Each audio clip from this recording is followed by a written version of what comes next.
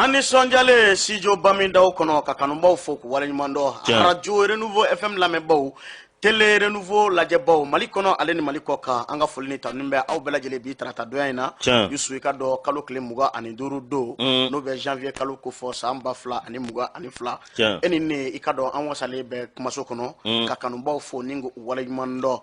Traoré marhaba somo ko kene marhabani gurubne bayindu tarasala ibe foli di ka do ka kolo bela yele mo lu de yanko kanje ni sanu yani chugoina yo dabla sawakat no de ndesani oh no kara say fana ba fode ko iye ni kuma min vo e kuma ni ga kuma la ngule ngui aywa nyembudo do ndufa kono ni fle ka kolo janja fle ka nintlaram anantlaram ba janja ni ko make kene kan ngui ngaka na gwangoi ba fo folota ngaka kene kan dai yusu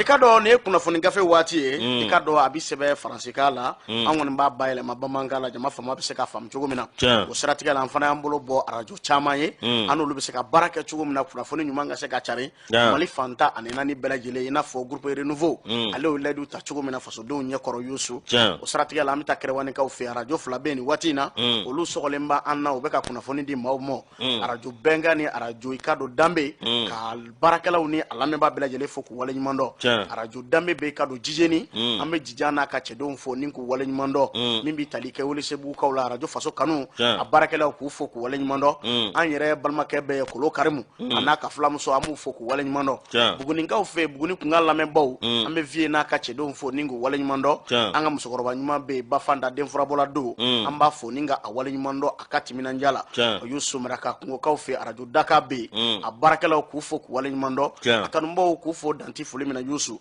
nambura ya ambita ikado kenyeba arajo danaya fmb ambi fulidi ni wati na bujalo na kachedo mo ku fo ku wale nyumando fefe bi kaname kenyeba nambura kenyeba amena ikado selenge kaufe naninko fm ambi fulidi Mamadou Dumuya mo anabara nywa belajile ku fo ku wale nyumando naro fm samaya ikado no be nyewle ni ko fo ambe Musa Kone na kachedo fo ningo wale nyumando ikado edanti fulimina tiendugu la membo abe karedi konna kufo abe jura kufo ikado kafo amadi danyona ka chedo kufo kwatimina njanu ka wulika jora sanga ane wati jongaga fm yele mani ka kufo ku wale nyimando mimbi tali ke ikado arajo mamelona kibila ame kibila ka bela jele fo ku wale nyimando ikado lagare beni wati na keme ka nega psebe kor bamba amba fo akatimina njala ambi ta ikado tamani ka fe mimbi tali ke ikado arajo mamelon barakela ula alame baw tamani ka tamani bela jele fo ni wati na ikado danti fulimina ala ni ikado bekai kone ale sababu no be nyama yere kufo ambe bekai yere fo ninga awale nyumando ikado danti fulimina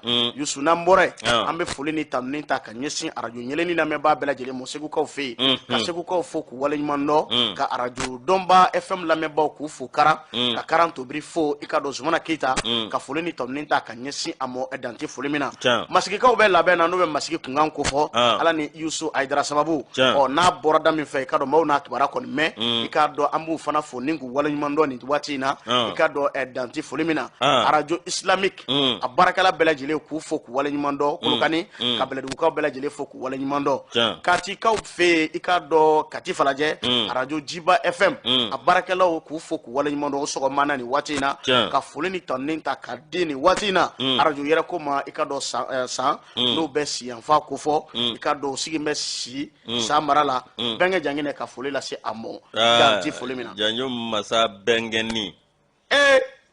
janjo masa bengen petini janjo masa bengen megoni ati temokawo jangine jara jangine ba jangine sarandangoro ako gwela janjo masa bengen barga bani okoni okoro sakina ina na turucho kadala ga temeni chefly janjo masa mata fara ko ba aborondo umma afana bene wole ngone che na nga jigim troisième point jukoro okumai mbana okumai mwe koni eche anga nyo soro kuluni safe obe anga nyo soro bo jukoro enyu fana dro atirana atina atina anga flebani lame ba bele jele fu mi ye awakado ka foli la se baringo ba ka bele jele ma mi ye janjum mata arajo yanga di lame ba amu fana fo baringo arajo yanga di lame bo MC la joana ka chedo amu foku wala nyimando Baningo o ye janyo masaw ka yɔrɔ ye kuma an bɛ Baningo ka bɛɛ lajɛlen fo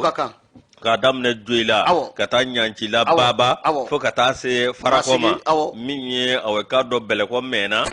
olu bɛɛ lajɛlen bɛ Baningo fɛ dɔnba dɔnba yɔrɔ ninnu bɛɛ la an bɛ masigikaw fo masigilɛ voilà Lajosi min ye aw ka dɔ kunnafoni yan'an ka don a kɔnɔ ne yɛrɛ kɔrɔkɛ n'o ye Sedina Umar Keyita l'enfant de Kita Kuruni Budofɔ ale bɛ réalisation na nɛgɛw karafe Fuseni Ndaw l'enfant de Kifoso k'a fo ka waleɲuman dɔn min ye aw ka dɔ Mamadu Zɛdi Tarawele Zɛdi n yɛrɛ dɔgɔkɛ fo y'a fo Kiɲa fo k'a fɔ fo Moribabugu Jamadugu Kunbo Kɛfa an b'a fo ka waleɲuman dɔn ale bɛ k'an kɔlɔsi Kuyate Awa Keyita ale bɛ ka maaw bisimila o tuma Lajosi kunnafoni fɔlɔ l'enfant de Tugoto de bɛ yen bi jɔnni Mohamed Touré k'a Touré Touré ma ne mori an b'a fo o tuma Lajosi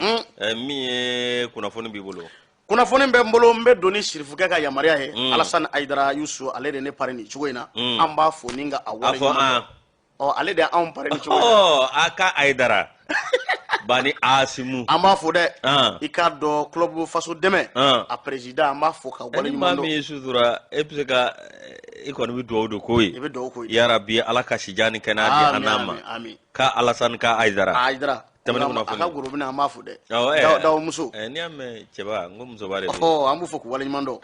Yusu min ye k'a dɔn kunnafoni nin y'a so dayɛlɛlen ye indicateur Giro Nouveau a kumana i k'a dɔn a ye bɔ ko 3,482 sɔrɔ Yusu min bɛ tali kɛ anw ka gouvernement na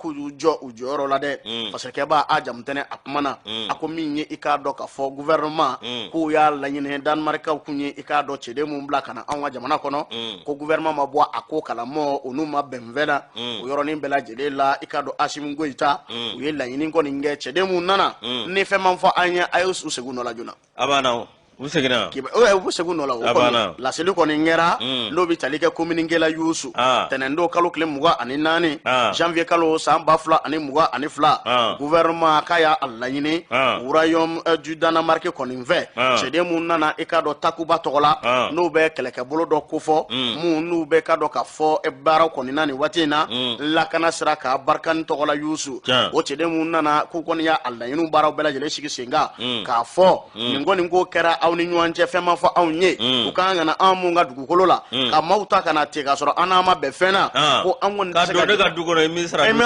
o bɛ gɛlɛya o ti ɲɛ dɛ an tɛ cɛkɔrɔba ninnu ka waati la o yɛrɛ bɛɛ bɛ ka taa kelen kelen nouvelle génération de bɛ ka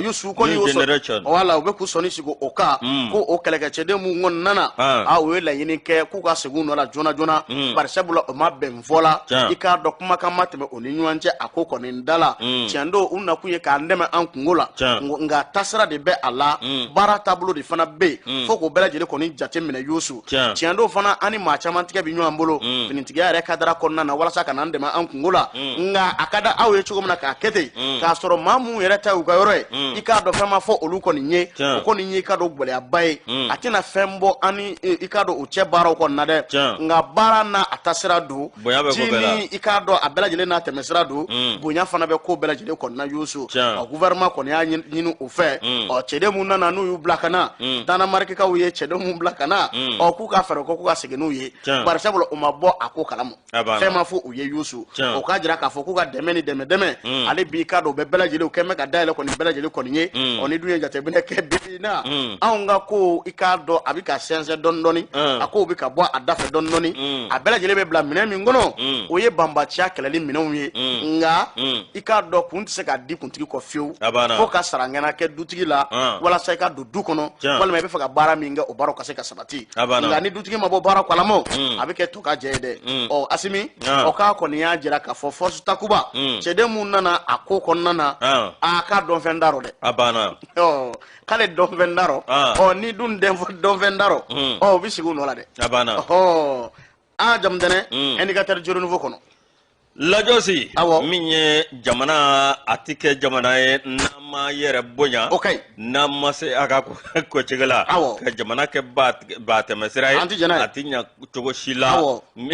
afora tande lajosi minye awkado be nyeki mbe ka ke anwa jamana kan lajosi nga ala de bombo ma shitambo awkado andisira ma nye ko ambi bela jele bonya de lajosi awkado minye anwa wolo masiri tabawi wala sa ku hakili lajo ku hakili sigi lajo si awa minye anga manyema kosa na uye awkado minye bara babulu wuli o bara obitalike mi awkado soba nani ona jo ninga di ango wulu masiri tabawma force de défense et sécurité lajo si awkado mga ani woro mi awkado obike daga yoro mga ani woro la lazo anga wulu masiri tabaw uluka daga yoro la la josi kado asimiye ko bagani de anga misalita katika angono minye asimi anisajo kamara nunungo ni don fembe ko nuna nunungo ni bado ka fo minye gela mimbe bolo masiri tabauka minye awkado bela jele ye ka ngono nange minye ubagele bela jele do minye ministre président mimbe no transition ma nyema fuka ta se ministre ma no ministre la défense et des anciens combattants sajo kamara dasi awkado no hakina bata miye wala sa wala masiri tabaw gele mimbu ka chamambe o kabuga miye o haklika sike chuko mina miye anga force de défense et de sécurité la josi ala musado janvier kalot le mga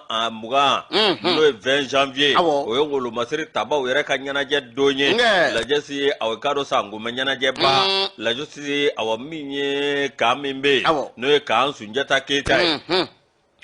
nunu ngoni minye ministre de la défense colonel Sadio Keita ani awkado jamana nyema babe mami mbolobi no ye asumun ko tay nunu ngoni kado awaminye so banane yo awkado gabaguru folo dade obike kambishi gina lasi awkado anga daga yoro muga ani woro lasi awkado minye villa keme saba ani bi wolom lani saba minye awkado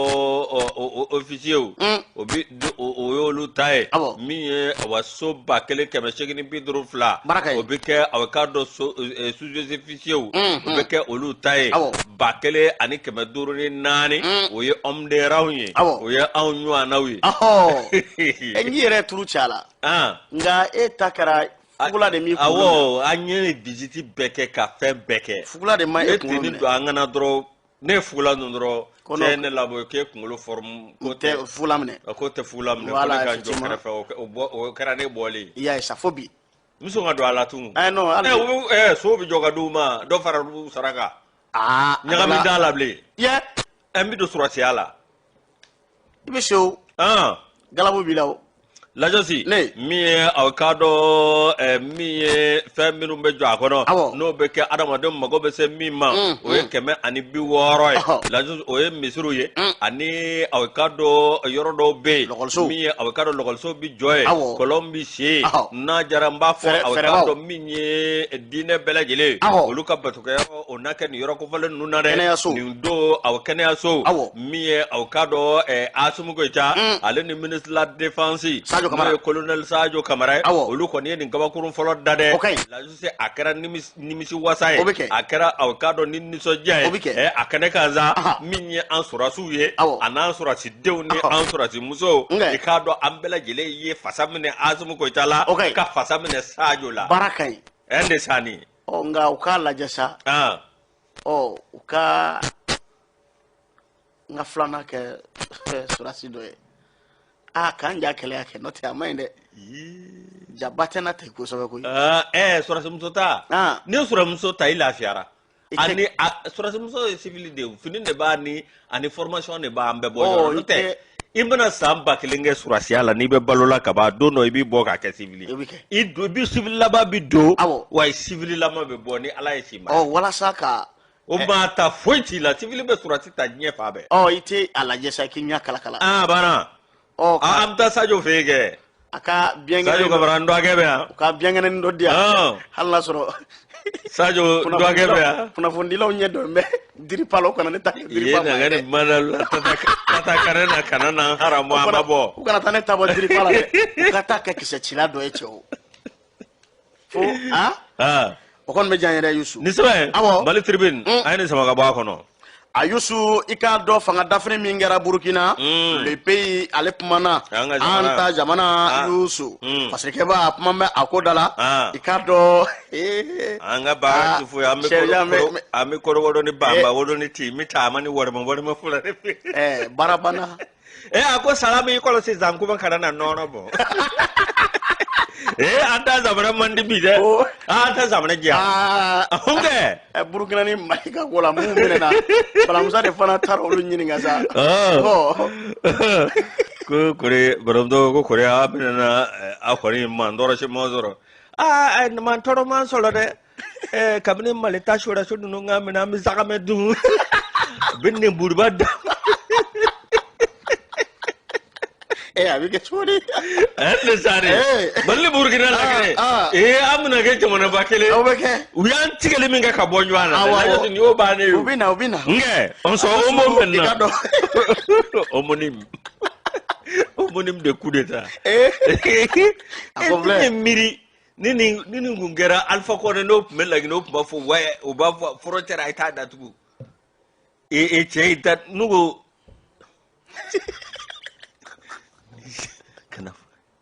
kana to Niger par exemple suro sino jamana ma ɲɛmaw ti suna ni ɲɛ fila ye hali ni ma bala ka da yɛlɛ u ni garabasiw bɛ wuli sɛw kana fɔ mɔgɔ yɛrɛ est-ce que Alassane bɛ yan Alassane wa ko gɛlɛyara o a bɛ kɛ cogo di Yusu a ko fanga dafiri min kɛra Burkina a ma dogo maa si la le vent du Mali souffle partout nka Musa Traoré ye nin fɔ dɛ ko maa ti bila Mali la gansan koyi k'i bila Mali la k'e tu yɛrɛ ma wa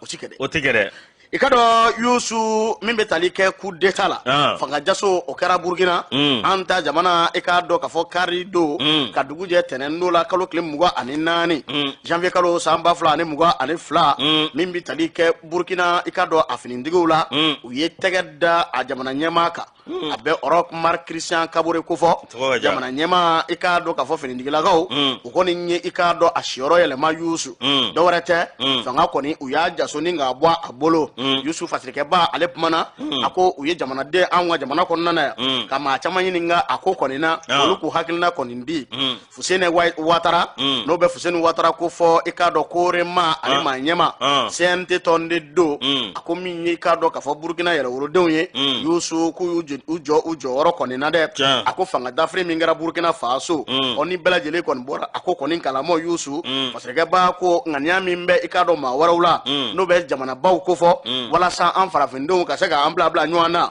fo k'a jira u la k'a fɔ kuma laban ye maa mun ta ye o ye an farafinw yɛrɛ dama de ta ye koyi nka ni maa min m'a faamu a Yusu k'i ta janɲanga wɛrɛ fɛ koyi o siratigɛ de la maa caman b'a dɔn k'a fɔ danaya min dar'i kan ko dɔwɛrɛ tɛ jamanadenw de o danaya da i kan Fuseni ka kuma la a ko maa bɛ yen n'i bɛ jamana ɲɛmaaya la ni jɛmu fanga y'i sigi maa dɔw de taara kala ta i ye olu hakilina ani olu gɔrɔndɔka i kan ka fɛɛrɛw bɛɛ lajɛlen kɛ walasa k'o mɛn k'a bɛ i n'a fɔ dɛ min ye i k'a dɔn Europe Kabore a tun bɛ maa ka baara n'o bɛ Faransi kɔni ko fɔ nka a kɔni bɔra a da nin waati in na koyi bari sabula n'i ye ko yɛrɛ jateminɛ i b'a ye k'a fɔ wulikajɔ caman kɛra i k'a dɔn Burkina Faso min bɛ tali kɛ nin tile filanin in na Yusu kari don ka na bila tɛnɛndo la fo k'a taa i k'a dɔn k'a fɔ a ko yɛrɛ kɔni kun cɛ nka ko cɛdenw de y'u jɔ u jɔyɔrɔ kɔni na bari sabula o y'a ye k'a fɔ gɛlɛya min bɛ fasodenw kan nin dugu in na Yusu n'o bɛ Burkina kɔni ko fɔ ni jamana in kɔnɔna na ko tɔ tɛ kɔlɔkɔlɔ la koyi o de siratigɛ la u ye fɛɛrɛw ni dabaliw sigi sen kan walasa i k'a dɔn k'a fɔ ko tɛ ɲɛ min kɔ k'u y'o baaraw sigi sen kan dɛ n'o ye fanga jaso ye k'a dɔn n'o i ma ɲa k'a fɔ Fuseni Ouattara y'a hakilina di o ko kɔni na ni k'a jira k'a fɔ baara min kɔni kɛra ale kɔni fɛ o y'ale kelen bɛɛ hakilina ye dɛ ale bɛ baara kɛ n'a hakilina ye ko fanga jaso in ɲɛna koyi bari sabula min ye Faransi jamana ye o de bɛ wulikajɔ la fa bɛɛ lajɛlen fɛ ni ka anw ka jamana ɲɛmaw u mana suganti ka ban wa ni ka bɔ u dabolo ka pewu nga ni sira k'i ka fasodenw kumakan kɔni mɛn ɔ Yusu ko kɔni mi i bɔ daba fɛ nga ni ma sɔn ma k'i bi bɔ da wɛrɛ fɛ kɔni fɛ dɛ Yusu tɛmɛlen kɔ Abubakar Sidiki Fɔnba ADP maa ɲɛma ale kɔni ko ni cɛ y'i jɔ Mali ka sira kɔni ɲɛ ko nin n'a ɲɔgɔnna de b'i sɔrɔ dɛ Abubakar honorable Abubakar Sidiki Fɔnba a ye nin fɔ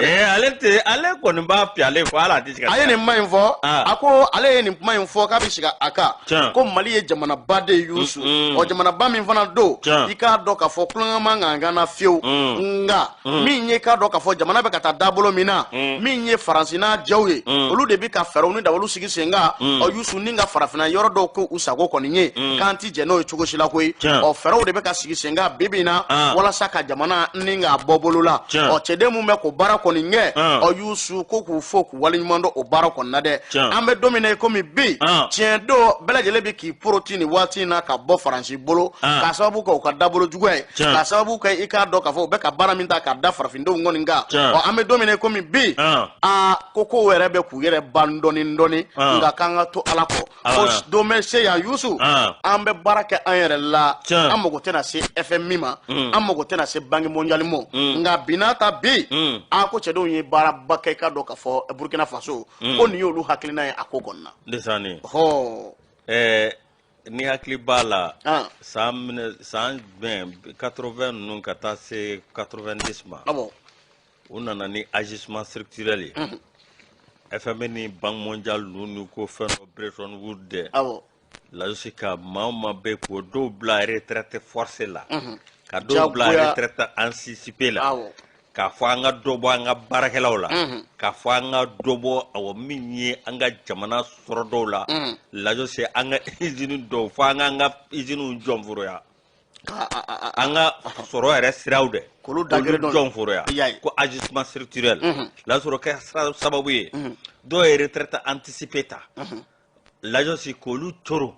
a dɔw bɛ bin hali e ma deli jagola ye baara kelen min kɛ san 20 san da n'a fɔra k'e ka bɔ o la ko ka baara wɛrɛ dilan ko ka taa dɔ wɛrɛ kala a maa kɛmɛ o kɛmɛ maa min bɔra a tɛ tɛmɛ maa 2 kan a tɛ tɛmɛ o Ala k'a kunna ja lazi observatoire an b'ale ta min ye opération kankelentigi opération kɛlɛtigi nin na kɛ kɛlɛtigi darabo ye an ka cɛkɔrɔba Ala k'a da yɔrɔ nɛɛma lajɛsi ye aw ka dɔn kɛlɛtigi min ye aw ka dɔn GTEIA 2 opération kɛlɛtigi ye aw ka dɔn min ye janvier kalo tile 17 san 2022 min ye an ka terrorisiw ye du yɔrɔ dɔ bɛ aw ka dɔn n'o ye tufinba ye n'u b'a wele ko Muzonzo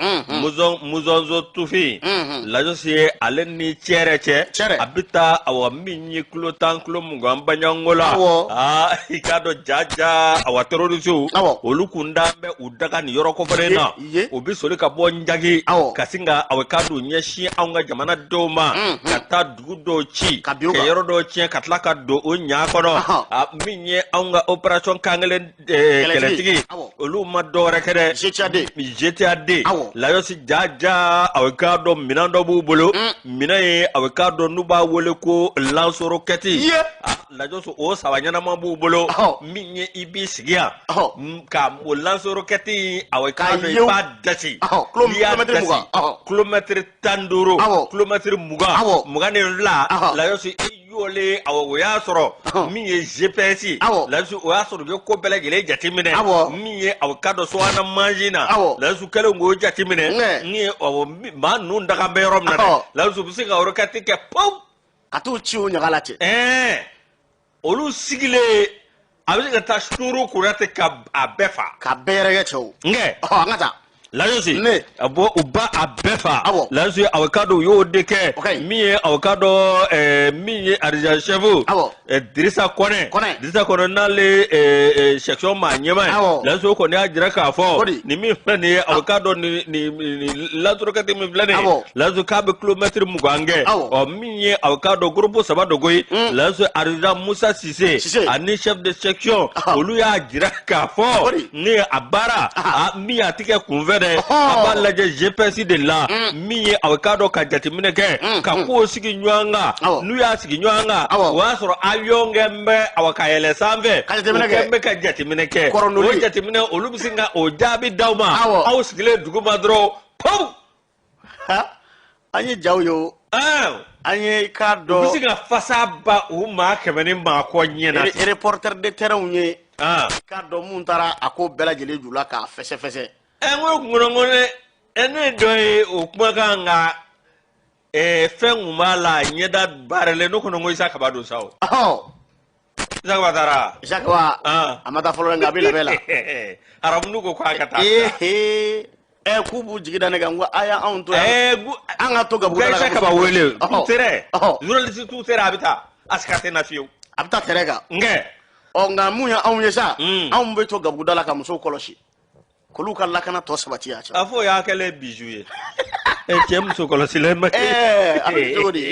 Lazi min ye GTAD nin kɛlɛtigi min filɛ nin Lazi ka wulikajɔ kɔni ka bɔ wa min ye aw k'a dɔn u ye yɔrɔ maa minnu bɛ yen n'o ye aw k'a dɔn GAT n'o ye o maaw bɛ yen nɔ Lazi k'u ye o yɔrɔ dagolonci ni k'o filenkolonci aw k'a dɔn zone de défense numéro 8 la o b'a fɔ an ka wolomasiri tabara tare bravo ala ka sɔn ɲɔgɔn san'an ka taa sugu la Fama ni kunnafoni bɔra olu yɔrɔ san'an ka taa sugu la le dénissaire ale kuma bɛ ɲangini min talen bɛ ka anw sɛgɛrɛ CEDEAO jamana fɛ min bɛ tali kɛ association malienne de droit international du Mali o maa ɲɛmaw olu i k'a dɔn u hakilina kɔni di jamana bɛ se ka bɔ nin gɛlɛya kɔnɔ cogo min na Yusu ka kɛ ni CEDEAO ni UEMOA olu kɔni farala ɲɔgɔn kan an ni ka anw koro k'an bila i k'a dɔn k'a fɔ minɛn dɔ kɔnɔ n'u k'a ma ko embargo Yusu ka daw kɔni suwa anw ɲɛ nka min ye i k'a dɔn k'a fɔ nin jɛrɛjɛkuluba ye a ma ɲɛma Moïse Dambele ni juriste kɔni do Yusu économie de son état a kumana dɛ a kɔni y'a jira k'a fɔ olu ka jɛkulu in sigira sen kan san 2004 n'o bɛ 2004 kɔni kofɔ récépissé b'u bolo kabini kalo tile 29 septembre kalo san 2004 nka an bɛ don min na i komi bi jɛkulu in i k'a dɔn k'a fɔ fasoden caman bɛ a kɔnɔna na Yusu mun bɛ jɔyɔrɔba la anw ka jamana kɔnɔna na nka jamana bɛ dabolo min ka bi a dugulen tɛ maa si la olu hakilina fana ye min ye o ye i k'a dɔn o mada o kɔni y'a jira k'a fɔ i k'a dɔn anw ka jamana i k'a dɔn a ka se ka bɔ nin gɛlɛya kɔnɔna na an k'an tɛgɛ di ɲɔgɔn ma bɛn ni keleya ka se ka sabati an ni ɲɔgɔn cɛ taamaba min kɛra i k'a dɔn bɔliba min kɛra i k'a dɔn juma don ni ba caman bɔra ni docteur Sokɛli Kokala Mayiga tun bɛ a kɛnɛ kɔnɔna na Yusu o nisɔndiyara a kɛnɛ ka koyi k'olu yɛrɛ n'u ka tɔndenw tun bɛ Mali kura hukumu kɔnɔna na k'o bɛ se ka sabati cogo min na an fasoden bɛɛ lajɛlen an ka se k'an tɛgɛ di ɲɔgɔn ma bɛn ni keleya o ka se ka sabati tiɲɛ don min bɛ tali kɛ CEDEAO la ale y'a ka ɲangini ta a kɔkɔrɔma donna i k'a dɔn k'a fɔ Union africaine fana fɛ jamana wɛrɛw olu fana farala kan nka ko jamana wɛrɛw bɛ yen an bɛ se k'an tɛgɛ di maa mun ma an n'olu ka se ka baara kɛ bonya ni karama kɔnɔna na Chinois jamana b'o la Russie b'o la Yusu bɛn ani keleya ka se ka sabati an ni ɲɔgɔn cɛ a ko filɛ sa Chinois yɛrɛ ni n'olu bɛnna i bɛ maa jumɛn baara ka ɲi u kana na ne ni e n'olu yɛrɛ man ja kundama la tɛmɛ n'a ye o kuma ni an ka sɔsɔ maaw dɔn bɛ Chinois kɔni an ka maaw ye a tɛ tɛmɛ o kan Yusu a ko min ye bɛn ye sɔngɔ t'ale la koyi bɛn ni keleya ka sabati an ni ɲɔgɔn cɛ k'o de ɲɔgɔn tɛ ni dun y'i k'a dɔn k'a fɔ diɲɛ yɛrɛ ta k'a lajɛ kɛlɛba fila mun kɛra o maaw ye kɛlɛbaw kɛ nka u tilara k'u sɔnni sigi fɛn jumɛn kan k'o ye sigikafɔ ye ka se k'u boloda o ni ɲɔgɔn cɛ lakana ka se ka sabati k'an ka sigikafɔ fana kɛ an taabolo ye sanga ani waati a ka sɔrɔ ka wele fili k'a dɔn k'a fɔ kunnafonidila bɛɛ lajɛlen ma ko an bɛ waati min na i n'a fɔ sisan an ka kumaw kɛ ni hakili ye an ka sɛbɛnniw kɛ ni hakili ye fɛn fɛn bɛ kɛ sababu ye ka jamana fara ɲɔgɔn kan an k'o kumaw fɔ an k'o sɛbɛnniw baaraw sabati sen kan nka fɛn fɛn bɛ na ni balawu ye ko ala k'an bɛɛ lajɛlen kisi o mɔ dɛ nka finitigilakaw min bɛ tali kɛ association malienne de droit international du Mali la k'u ka dɛmɛ ni dɛmɛ bɛ transition ye sanga ani waatiw bɛɛ lajɛlen la walasa jamana in ka se ka bɔ bolo la cogo min na Yusu an bɛ don min na komi bi ko k'an bɛɛ lajɛlen bila i k'a dɔn k'a fɔ minɛn kelen kɔnɔ bɛn ni keleya sira kan i ka dɔn sigiɲɔgɔnya ɲuman ka se ka sabati ani ɲɔgɔn cɛ cogo min na diɲɛ bina kun kan Ibrahim i ka dɔn bina tɛ ni y'ale ka fasiriya an ye min bɔ le dénissaire ko caman bɛ k'i sɔnni sigi jamana bɛ cogo min na n'i ye maliden yɛrɛ hali sɛbɛnni kɛ cogo ni kuma cogo i kan k'a dɔn nka k'a bɛɛ ko liberté d'expression k'i bɛ sagona kuma fɔ n'i ma kɔlɔsi a dɔw la i b'i nɛn kun ala k'an kunna diya an ka taa sugu la an bɛna sisan lajosi an ka sogole toru nubo tele la bɛɛ lajɛlen ka wasa sɔrɔ yɔrɔ laso o b'an nata alibi an ka taa Kayidɛ an ka cɛkɔrɔba an bɛ ɲa an b'a fɔ ka waleɲuman dɔn k'a ka dugawu k'an ye a n'a ka denbaya bɛɛ lajɛlen lase aw k'a dɔn an b'u fɔ k'u waleɲuman dɔn ka guvɛrnɛri Musa Bala Sumare k'a fɔ ka waleɲuman dɔn sanga ani waati Mama National ale bɛ Kayi plateau la n'o ye Njayi Sibi ye an b'a fɔ ka wale an ka musokɔrɔba ɲuman ale bɛ zɛrɛn na nin waati in na i ka dɔn Kaɲa Aja Sanogo an b'a fɔ ka wale ɲuman dɔn Yusu a n'a denw n'a mɔdenw san sɔrɔ sukɔlɔn b'an na u bɛ k'an lajɛ Jabaru an min bɛ tali kɛ Tanti Jaba la an b'a fɔ ka wale ɲuman dɔn Madame Sall Jɛnɛba Sidibe Tanti Jaba Yusu k'a fɔ ka wale ɲuman dɔn lajɛ an kanubanciw don u b'an lamɛn musokɔrɔbaw don cɛkɔrɔbaw don lasi u b'an lamɛn u bɛ ladilikan fɔ an ɲɛna lasi an tɛ dan sɔrɔ o la koyi an b'a f'u ɲɛna hali bi Ala k'u m'an kɔrɔ an bɛ dugawu de k'u ye yarabi Ala ka sijan ni kɛnɛya di an n'u ma lasi an bɛ sɛbɛn da sɛbɛn min b'a ta o ye indicateur de renouveau ye min ye aw k'a dɔn Ousmane Sherif Marana Aidara min ye aw k'a dɔn silamɛ dɛmɛdɔn dɛmɛbaatɔnba ɲɛmaaba min ye Musa Kulobila Musa Foma a Kulobila ni waati la dɛ hali silamɛya dɛmɛbaatɔnba ɲɛmaaba o se Ousmane Sherif Marana Aidara diinɛ dɛmɛbaa tɔma min bɛ o ɲɛmaaba Ousmane Sherif Marana Aidara min ye Musa Foma a ka fɔ nin kɛnɛ in kan ndwake ɲuman don dɛ an b'a fɔ lajɛsi min ye aw ka dɔn ya bani Aidara aw ka dɔn Sherifu Ousmane Madani Aidara ba Madani den lajɛsi aw ka dɔn min ye France 24 o ye aw ka dɔn Ousmane Sherif Madani Aidara u y'a ɲininka i ka dɔn aw min ye an ka ni karamɔgɔkɛ ba in lajɛsi aw ka dɔn min ye ale nɛn t'a juga kɔnɔ dɛ maa ka hakɛ to lajɛsi min ye tiɲɛ a b'o fɔ hali ni i bɛ sa hali n'a yɛrɛ ni bɛ to a la hali ni muru d'a ma kan na Ousmane Sherif Madani Aidara ale b'a ka tiɲɛ fɔ min ye a k'a dɔn tiɲɛ min ye Ala ta ye lajɛsi a b'o fɔ a tɛ sɔrɔkiya kosɛbɛ lajɛsi min ye gɛlɛya min bɛ an ka jamana kan kabini san 2012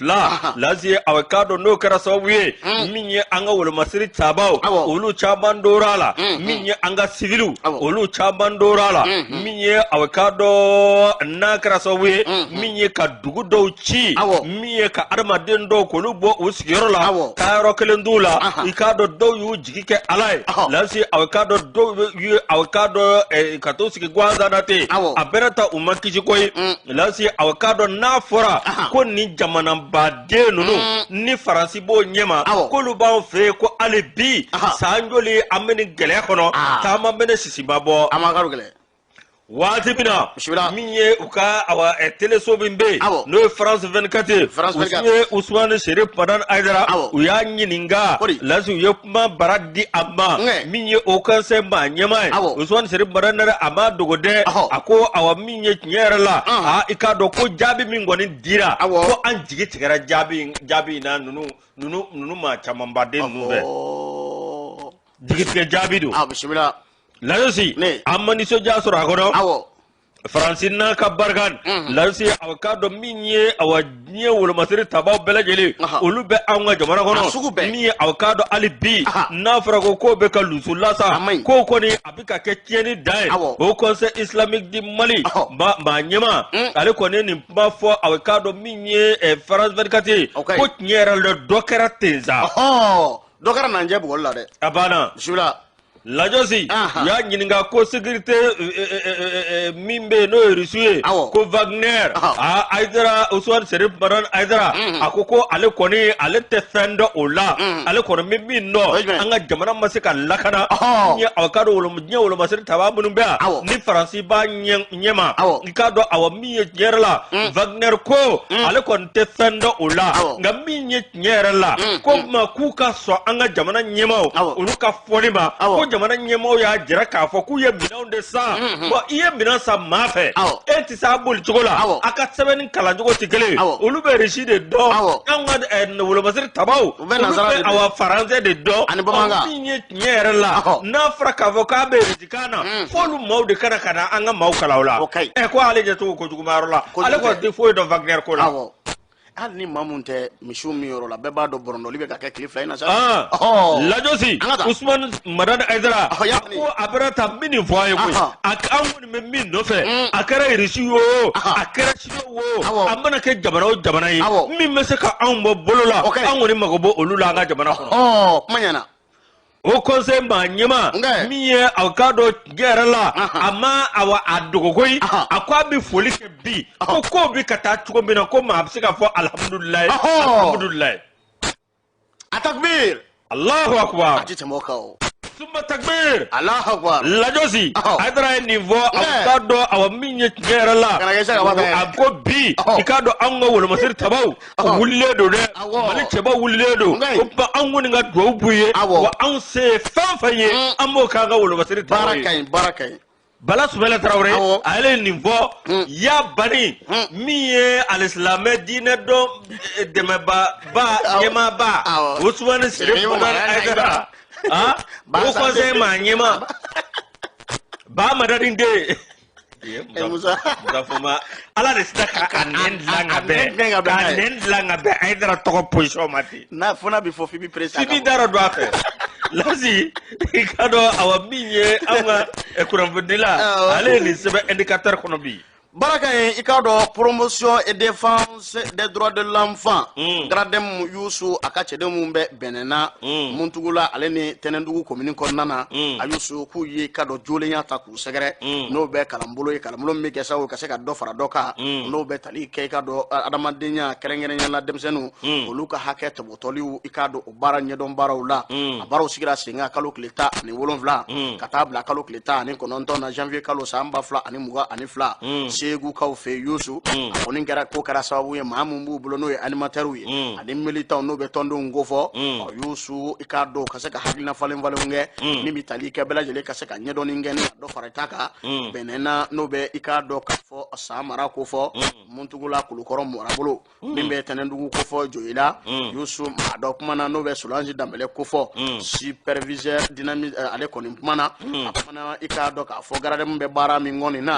a bɛ bila min na o de ka se ka dɔ fara hakilinaw kan ka lakɔgɔli baaraw sigi sen kan walasa i k'a dɔn maa mun bɛ yen n'olu ye i k'a dɔn k'a fɔ société civile maaw ye u ka se ka fɛn caman faamu togoda kɔnɔna denmisɛnninnakaw ka hakɛ ka se ka tɔbɔtɔ baara ka se ka kɛ a ye min bɛ tali kɛ i k'a dɔn duguta ani Dorobɔɲɔngo olu kɔni ka i k'a dɔn maa mun bɛ yen n'olu bɔra i k'a dɔn bɛnɛna commune kɔnɔna na Tɛnɛndugu commune ale ni Muntugula commune kɔnɔna na walasa ka na nin baara ninnu bɛɛ lajɛlen sigi sen kan a kun tɛ dɔwɛrɛ ye koyi min ye denmisɛnninnakaw ka hakɛ ka se ka tɔbɔtɔ ka ɲa baara bɛɛ lajɛlen ka se ka kɛ ɲɛdɔn kɔnɔna na walasa maa mun bɛ yen n'u bɛ kɔngɔdenw bɔ i k'a dɔn lɔkɔliw la ani npogotigininw k'olu bɔ ɔkɔliw la u ka se ka faamuyali caman kɛ k'a fɔ siniɲɛsigi ɲuman bɛ ninnu kɔni ye baara yɛrɛ taabolo ɲuman na koyi ani hakɛ mun bɛ yen ni bɛɛ lajɛlen kan k'u tɔbɔtɔ k'a dɔn k'a fɔ den fana ni hakɛ dɔ de don a n'o ka kan baara kan ka se ka kɛ o bɛɛ lajɛlen kɔnɔna na o tɛmɛnen kɔ min ye ka dɔn garaden maa ɲɛma ye i k'a dɔn ale kumana Anton Aploga a kɔni y'a jira k'a fɔ min bɛ tali kɛ organisation min bɛ société civile tɔgɔ la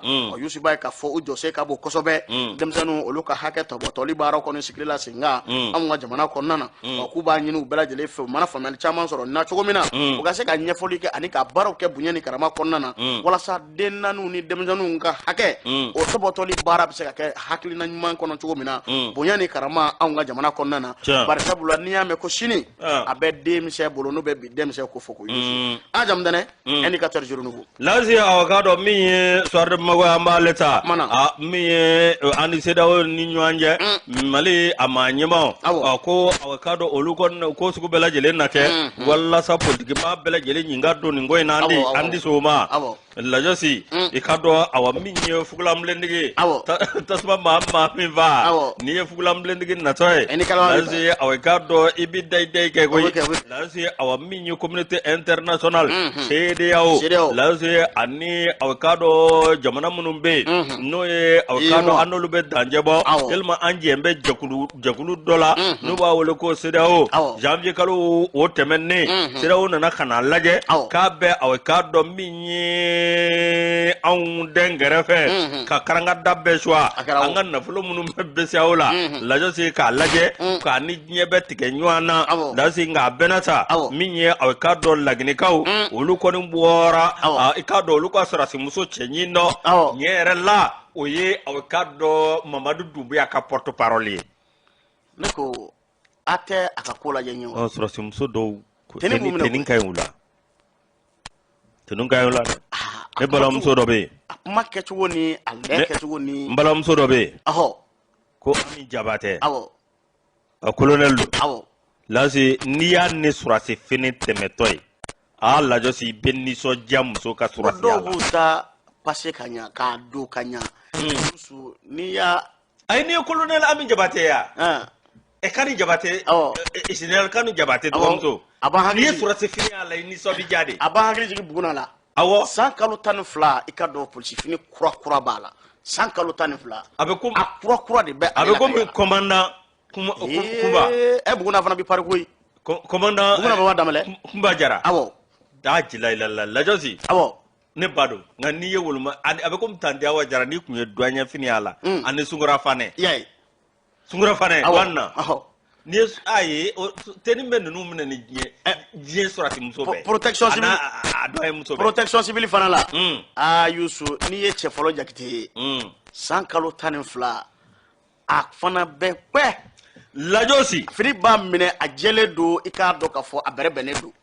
Lajosi min ye aw k'a dɔn Laginɛ olu ko an tɛ CEDEAO an ka frontière a tɛ datugu Mali la min ye Moritani olu ko aw k'a dɔn an kɔni t'a ka jɛkulu la min ye Mali n'a diyara a y'an ka sira minɛ min ka d'a ye a y'o kɛ Lajosi min ye aw k'a dɔn transition taasira la min ye aw k'a dɔn minnu bɛ aw taa ni ka segin n'an ka jamana kɔnɔ olu kɔni y'a jira k'a fɔ min ye walasa nin ko in bɛɛ lajɛlen ka ban fo jamanaden bɛɛ lajɛlen de kan ka kɛ kelen ye hali maa minnu bɛ yen n'olu ko k'u tɛ transition aw k'a dɔn a ko la yalima minnu ko aw k'a dɔn dati ka sigi a ka jagoya la n'o ye transition sinaw ye ko k'u bɛɛ lajɛlen wele ka don da kelen fɛ ka bɔ u kɔni u bɛ sɔn an bɛɛ bɛ sɔn mais maakɔrɔ ninnu parti kɔrɔ ninnu k'u ka don gouvernement na o fana tɛ k'anw ɲɛna parti kɔrɔ jumɛn minnu ye jamana ci Yusu ne ye maliden de ye kɔni bɛ kafe kɔnɔ mais min f'i ye fanga min bɛ yen o kuma de bɛ fɔ o waati nka an bɛ dɔ bɛ yen komi bi n'a ma ɲɛ k'a fɔ ko Mali kura don an ka da kura yɛlɛ bɛɛ lajɛlen k'i sen don a kɔnɔ hali minnu ye jamana ci jamana ci la hali maa ma n ko Mali kura de don Mali kura tɛ kɛ ni maakɔrɔw ye Mali kura bɛ Mali kura ye ka taabolo dɔw de bila Lajosi maakɔrɔ de bɛ taabolo bila an ye dɔ kɛ Jajiri fasa la ninnu mɛnna an ka tenza Lajosi aw ka dɔn mouvement démocratique u mɛnna an kan san 30 ni kɔ taama mɛnɛ sisi ma bɔ Lajosi n'a fɔra k'olu tɛgɛ ka don baara la tuguni o ye Mali ta tiɲɛtɔ tuguni Lajosi o ye ka dɔn jamana firitɔ a nun kan tuguni o de kɔnɔna na sa min aw ka dɔn CEDEAO maaw olu kɔni ko aw ka dɔn ko classe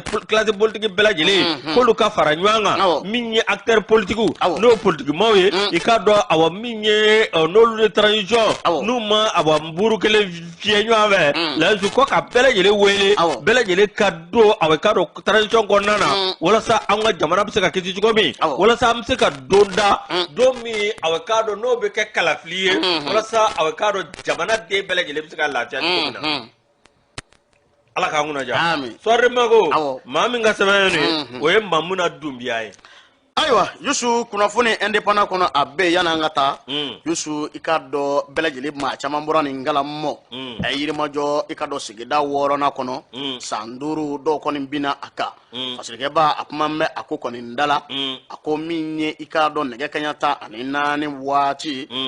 musolaka dɔ kɔnɔna na ni nin den danni girinnen kɔni ye jeli bɛ ka bɔ fa bɛɛ lajɛlen kɔni fɛ min ye maa dɔw de kɔni bina a kan i ka dɔn sokolonin kɔnɔ fasikɛba ko nin ko in kɔni kɛra i ka dɔn Yirimajɔ bɛ sigida 6nan kɔni fɛ champ de tir ko in dabilara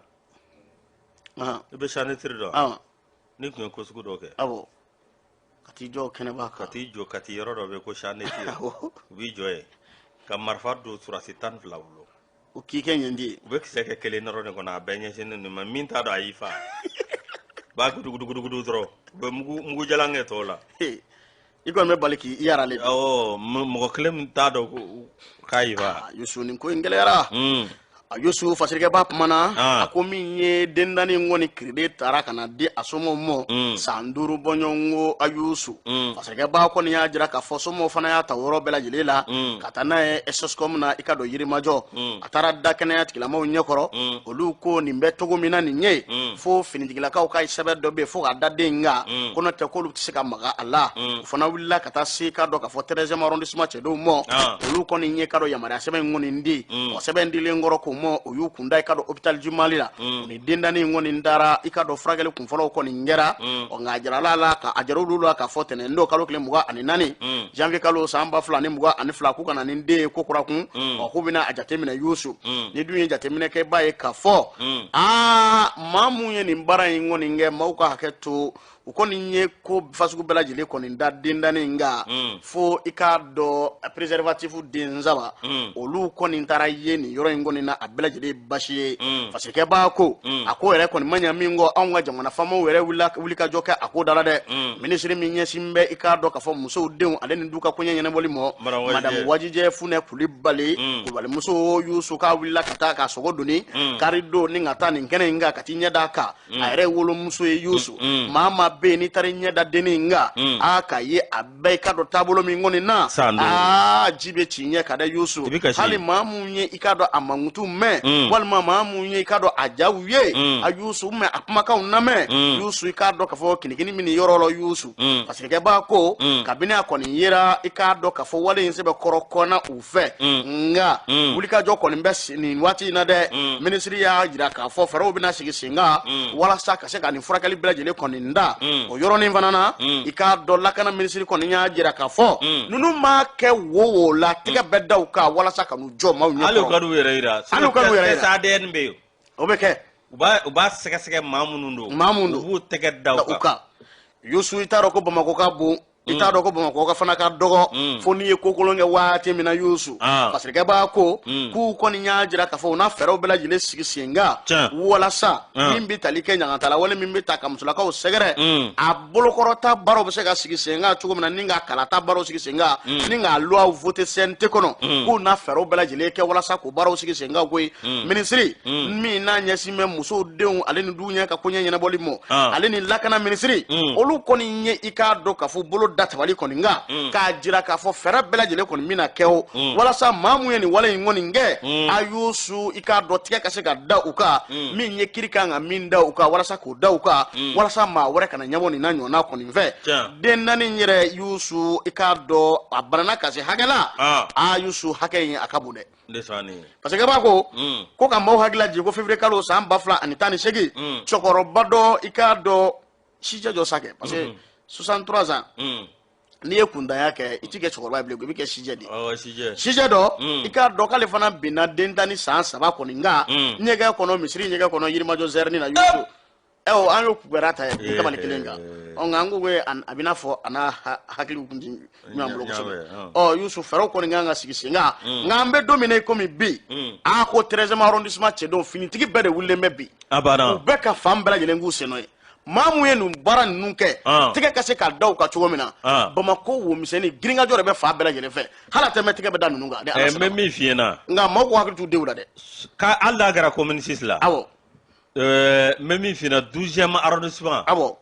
ni police yi abo ko ka baraka nga 13e ka fara murbabugu ka abo murbabugu police so abo ani sutiba police so barabano anga